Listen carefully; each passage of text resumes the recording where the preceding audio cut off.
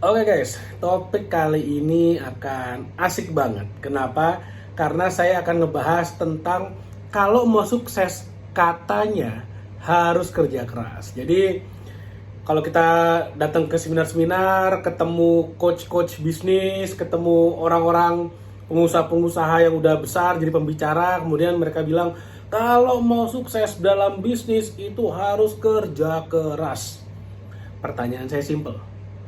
Kamu ngerti nggak kerja keras itu apa? Kerja yang seperti apa yang didefinisikan sebagai kerja keras? Ada yang bilang gini, saya itu ya dalam sehari bisa kerja 15 jam, 16 jam. Pertanyaannya simple, 15 jam, 16 jam itu kerja keras tuh ngapain? Karena gini, di luar sana banyak orang yang kerja, kalau kita bicara hitungan jam ya, kerjanya mungkin 20 jam sehari. Tapi hidupnya biasa-biasa aja. Ada nggak? Banyak. Kalau dibilang kerja keras itu adalah kerja yang harus sampai capek. Banyak orang yang kerja sampai udah sampai sakit-sakitan, sampai masuk rumah sakit, sampai badannya rusak. Tapi hidupnya gitu-gitu aja. Banyak orang yang bekerja itu taruhannya adalah nyawanya. Karena memang pekerjaannya pekerjaan yang beresiko tinggi. Tapi ya hidupnya gitu-gitu aja. Secara ekonomi ya, keuangannya biasa-biasa aja. Gajinya mungkin plus minus UMR. Nah loh, sedangkan kalau kita bicara misalnya orang-orang terkaya di dunia deh, orang-orang yang super kaya, nggak usah di dunia deh, di Indonesia aja, orang yang benar-benar kaya. Apakah benar mereka kerja sekeras itu? Nah, maksud saya, apakah benar mereka kerja sekeras itu? Nah, karena kenyataannya di lapangan, saya mau cerita pengalaman pribadi saya aja. Kalau bicara soal kerja keras atau enggak, buat saya tuh relatif. Ada yang bilang, wah si gede ini kerjanya gila-gilaan. Tapi ada juga yang bilang, wah si gede ini kerjanya enak banget. Ada yang bilang enak banget, ada yang bilang kerja keras gila-gilaan. Karena gini, kenyataannya ini saya baru buka kayaknya di video kali ini aja. Kenyataannya sukses itu bukan soal sekeras apa kita bekerja dan bukan soal secerdas apa kita bekerja. Kerja keras, kerja cerdas, mana yang lebih penting? Wah, saya nggak mau kerja keras, saya maunya kerja cerdas. Oh, saya maunya kerja keras itu penting, yang kerja cerdas itu nggak penting. Wah, itu kan banyak banget perdebatan tuh. Saya nggak mau masuk ke ranah itu. Saya nggak mau terjebak antara cerdas keras gitu kan. Nah, yang benar adalah gini. Dalam bisnis, kalau kita mau sukses secara keuangan, makin kesini saya makin paham nih. Makin kesini saya makin paham kayaknya ini yang benar nih. Jadi, bukan soal sekeras apa atau secerdas apa kamu bekerja. Tapi yang lebih penting lagi dari semua itu adalah siapa yang kamu kenal. Koneksi. Tentang koneksi. Relation. Siapa yang kenal kamu? Kenal tuh mesti gini ya, bukan cuma kenal doang. Maksudnya gini, siapa orang yang kalau kamu telepon pasti ngangkat, siapa yang kalau kamu chat pasti bales, entah di WhatsApp, di email pasti bales, dan siapa yang kalau kamu ajak ketemu pasti mau nemuin. Itu aja, definisinya itu. Ada orang-orang yang di chat mungkin bales, tapi kalau diajak ketemu susah banget. Udah dikasih janji, misalnya oke, Selasa jam 3 ketemu, tiba-tiba jam 2-nya sejam sebelum waktunya, sorry gue mendadak gak bisa, ada meeting lain. Ada yang kayak gitu. Tapi kalau di chat bales, tapi dibalesnya ya sebatas teman saja, di friend zone. Nggak mau tuh masuk ke business zone, nggak mau, udah maunya friend zone. Ada yang kayak gitu. Nah, balik lagi, dalam bisnis kalau kamu mau sukses, itulah tentang kamu kenal siapa, koneksimu dengan siapa, dan definisi dari koneksi dan perkenalan itu adalah siapa yang kalau kamu chat pasti balas, telepon pasti ngangkat, dan siapa yang kalau diajak ketemu pasti mau nemuin. Nah, kalau kamu misalnya gini, kamu udah dapat koneksi yang bagus, orang-orang yang punya koneksi bagus dibandingkan dengan orang-orang yang nggak punya koneksi, oh itu bumi dan langit hasilnya. Saya kasih contoh ya, kalau misalnya ini dalam bisnis saya, karena bisnis saya ini kan adalah operator hotel manajemen properti kan. Jadi Mestinya saya banyak meeting itu dengan owner-owner properti, owner-owner hotel, owner-owner gedung seperti itu. Atau enggak pemilik lahan, lalu kemudian saya ketemu juga dengan investor. Itu adalah orang-orang yang biasa saya ketemuin. Nah, bayangin kalau misalnya saya nggak punya koneksi itu. Bayangin kalau saya nggak punya koneksi orang-orang yang punya properti, orang-orang yang punya duit, atau investor, orang-orang yang punya lahan, atau landlord, orang-orang yang nggak punya hotel. Bayangin kalau saya nggak punya koneksi itu. Saya mau kerja keras jumpalitan dari pagi sampai pagi juga nggak akan bisa. Nggak akan berkembang ini bisnis, nggak bisa. Gimana mau kerja keras apa? Apa yang dimaksud dengan kerja keras? Ada orang yang kerja dari pagi sampai pagi, hidupnya gitu-gitu aja kok. Nah, sekarang gini, kalau misalnya saya punya skill, saya jago banget nih mengoperate hotel, saya punya tim yang sangat profesional, kita jago banget mengoperate hotel, pokoknya kalau ada hotel pasti rame, dan operasional pasti efisien banget, sehingga cuannya pasti maksimal banget, dan maintenance-nya pasti bagus banget, sehingga bangunannya long lasting, wah. Tapi kalau saya nggak punya koneksinya, udah gigit jari aja gitu loh. Di pojok ruangan gigit jari aja, nggak bisa ngapa-ngapain, nggak akan grow. Tapi kalau dibalik misalnya, saya anggap saya nggak punya bisnis. Saya punya koneksi banyak banget. Siapapun dari gembel pinggir jalan sampai presiden Amerika saya telepon pasti ngangkat, pasti mau ketemu misalnya. Tahu nggak apa yang bisa saya lakuin? Saya bisa ketemu dengan beberapa orang kaya, saya tanya, kamu butuhnya apa, ayo kita kerjasama. Tiba-tiba bisa kerjasama. Oh, orang kaya A perlu barang yang dimiliki oleh orang kaya B, tapi mereka nggak saling kenal. Udah, saya bantu kenalin, terjadi bisnis, saya hidup dari komisi aja. Asik banget. Itu adalah contoh real, bahwa kalau kita punya koneksi,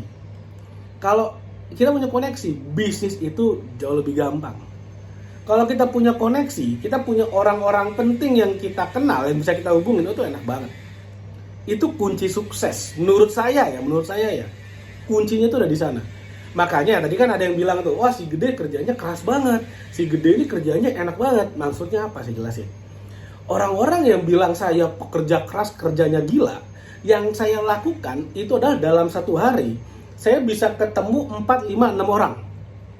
Dan tinggal di Jakarta, mau 6 meeting, itu hanya ada 2 cara. Pertama, meetingnya dari pagi sampai malam, di jalan terus, meeting terus, atau meetingnya dikumpul di satu tempat, orangnya ganti-gantian datang, misalnya janjian di KFC gitu kan, saya duduk di KFC, orang pertama datang jam 1, orang kedua datang jam 3, orang berikutnya datang jam 5, udah gitu digilir terus. Atau enggak ya saya yang jalan, saya yang keliling. Yang manapun itu sampai malam. Pokoknya sampai malam. Makanya kalau orang bilang, wah si Gede kerjanya gila, kerjanya keras banget, saya meeting dari pagi sampai malam. Yes, itu namanya kerja keras. Bagi orang itu kerja keras. Padahal buat saya, makin banyak meeting, makin banyak makan. Dan saya hampir nggak pernah meeting dengan investor, dengan landlord, dengan owner hotel, meetingnya yang nggak ada AC-nya tuh hampir nggak pernah. Pasti meetingnya di ruang ber-AC. Dan saya biasanya perjalanan naik mobil ASEAN juga. Jadi sebenarnya nggak capek juga, di mobil bisa tidur juga. Apakah kerjanya keras pontang-panting? Dari satu sisi iya.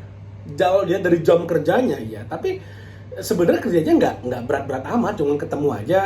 Bapak atau ibu punya properti apa?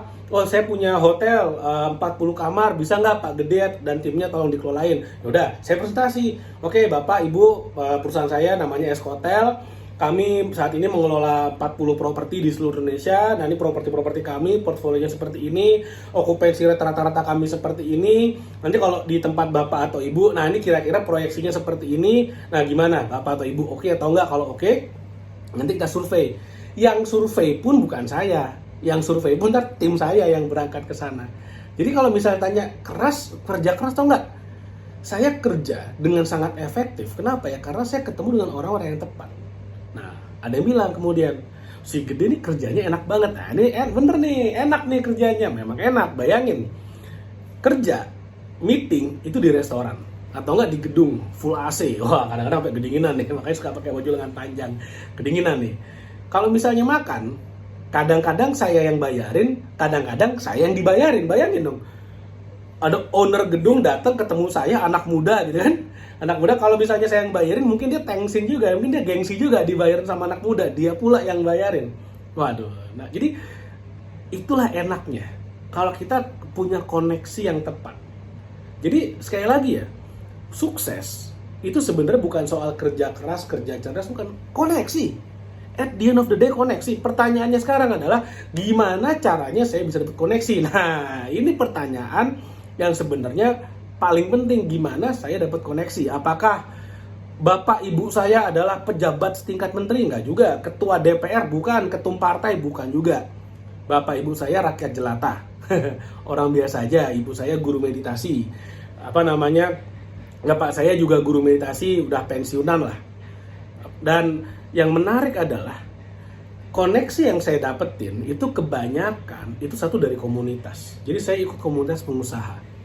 Saya total ada 3 organisasi yang saya ikutin dan semuanya itu majority isinya membernya adalah pengusaha. Saya dapat koneksi banyak dari sana, itu yang pertama. Yang kedua, saya cukup eksis di media sosial, di Instagram, di YouTube. Dan dari channel YouTube ini aja, dari Next Level Indonesia, dari video-video yang saya posting aja, saya udah dapat berapa klien, udah banyak banget. Seperti dan satu klien aja tuh udah bisa ngasih duit lumayan banget. Bayangin kita ngelola hotel 50 kamar, 60 kamar, 100 kamar kayak gitu. Jadi ini yang menarik. Jadi hanya dari media sosial, YouTube, dan tahu nggak rahasianya YouTube itu apa? Saya bikin konten seperti ini. Ada ya kemudian orang nonton. Dari nonton ada iklan, saya dapat income. Jadi saya nggak keluar biaya pemasaran, saya malah dapat duit dari AdSense. Itu yang pertama. Yang kedua, ada orang nanya-nanya hotel, sekalinya gold there, duitnya banyak banget. Jadi kalau tanya udah berapa nih dari YouTube ini saya menghasilkan uang? Oh, udah banyak banget. Udah berdigit-digit. Jadi kalau orang bilang, oh gaji gua 1 digit, gaji gua 2 digit. Saya bahkan dibayar untuk bisa dapetin 4-5 digit. Asik banget tuh. Nah, itulah enaknya kalau kita mengerti gimana cara mainnya. Gimana cara bermainnya di dunia internet, di zaman informasi seperti ini. Kalau kita udah ngerti gimana cara bernavigasinya, itu enak banget.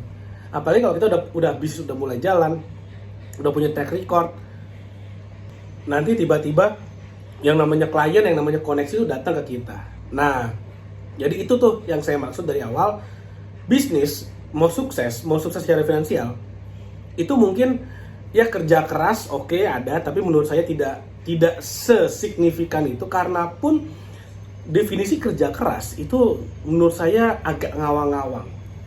Jadi sebetulnya kalau misalnya nih, bayangin ya, kamu ketemu dengan orang yang udah miliarder, triliuner, bisnis itu gede banget. Kamu nanya, Pak, rahasia suksesnya apa? Bu, rahasia suksesnya apa? Dia akan bilang, harus kerja keras. Dan biasanya kalau udah dibilang kayak gitu, kamu harus kerja keras, jangan pernah menyerah, harus maju terus, harus yakin kepada dirimu. Biasanya kalau misalnya kita sebagai orang awam ya, kayak, wah gila nih orang jago banget, dan kita mendewakan orang itu. Ketika dia bilang kayak gitu, kita manggut-manggut aja. Oh ya bener juga ya, saya akan kerja keras, saya akan kerja cerdas, saya tidak akan menyerah, saya akan maju terus, saya akan percaya pada kemampuan saya.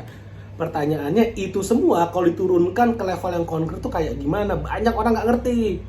Makanya akhirnya begitu udah termotivasi, pulang ke rumah bingung, saya harus mulai dari mana?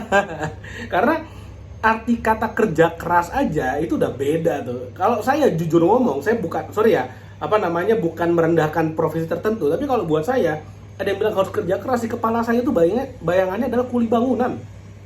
Mereka kerja keras banget, taruhannya nyawa. Kalaupun